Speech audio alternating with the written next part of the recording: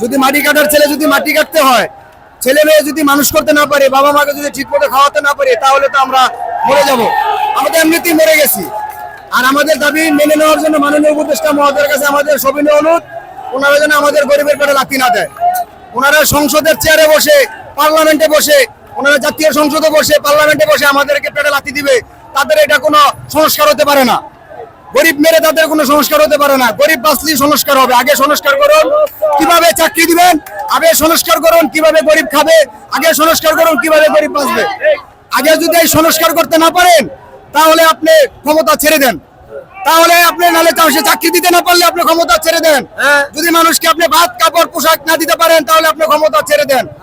রাষ্ট্রীয়ভাবে আপনি দেশের জনগণ হিসাবে আমরা বলতেছি, আমাদেরকে আপনি পেটে লাথি দিবেন না। আর আমাদের পেটে লাথি দিলে আপনিও শান্তিতে থাকতে পারবেন না, ঘুমাতে পারবেন না।